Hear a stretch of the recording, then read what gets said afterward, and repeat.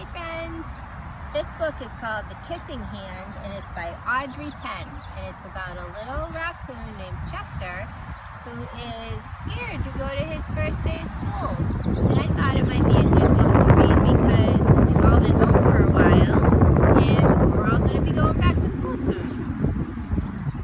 So let's read about little Chester going to school. This is his very first time going to school. He's never been to school before. You guys have been to school a whole lot. Alright. Chester Raccoon stood at the edge of the forest and he cried. "I don't want to go to school," he told his mother. "I want to stay home with you. I want to play with my friends and play with my toys and read my books and swing on my swing. Please, may I stay home with you?"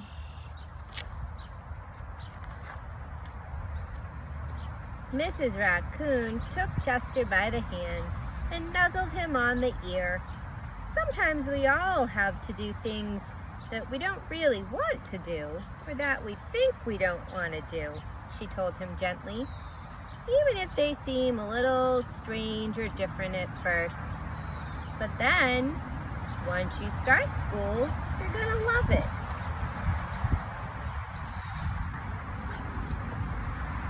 You'll make new friends, or when we go back to school at Magic Garden, we'll get to see all of our friends in person, which will be so nice. And you'll get to play with the toys at school and have a good time. You'll get to read new books and swing on new swings. Besides, she added, "I know a wonderful secret that will make your nights at school seem as warm and cozy as your days at home." So raccoons go to school at night because they sleep during the day. They're called nocturnal. So they are up during the day, up at nighttime when we're sleeping, and then during the day, that's when they go to sleep.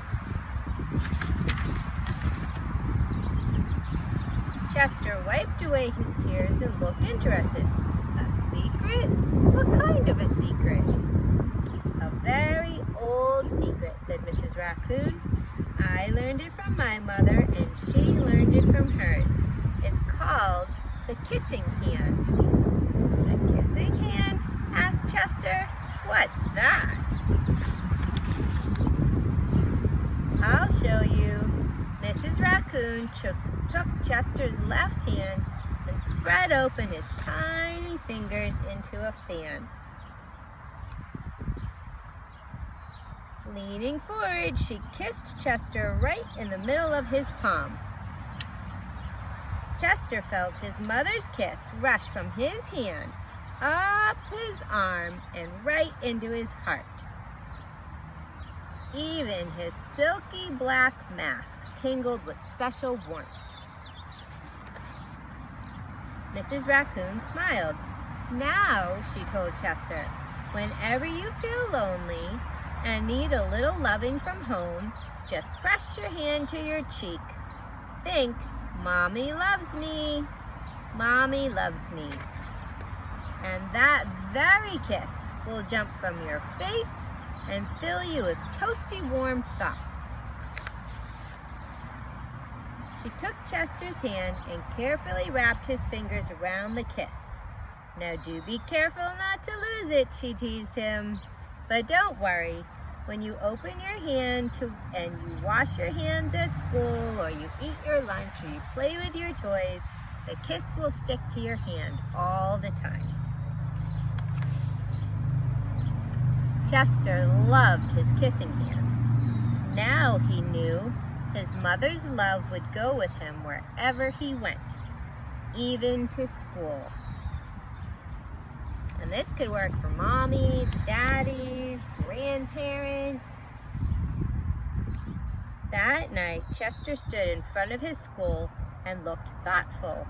Suddenly, he turned to his mother and he gave her a big smile. "Give me your hand," he told her.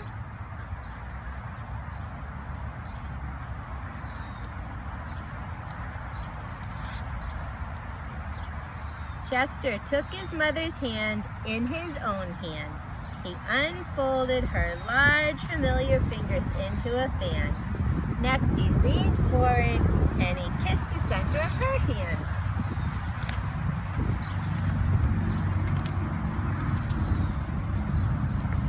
Now you have a kissing hand too, he told her. And with a gentle goodbye and I love you, Chester turned and danced away and went to school.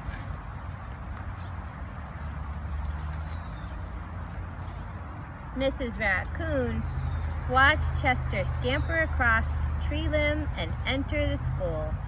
As the hoot owl rang the new school year, she pressed her left hand to her cheek and she smiled. The warmth of Chester's kiss filled her heart with special words. Chester loves me. Chester loves me.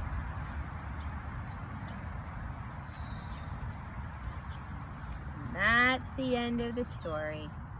So when it's time for you to come back to school, you could do that with your parents if you want to, and they can give you a kiss on your kissing hand.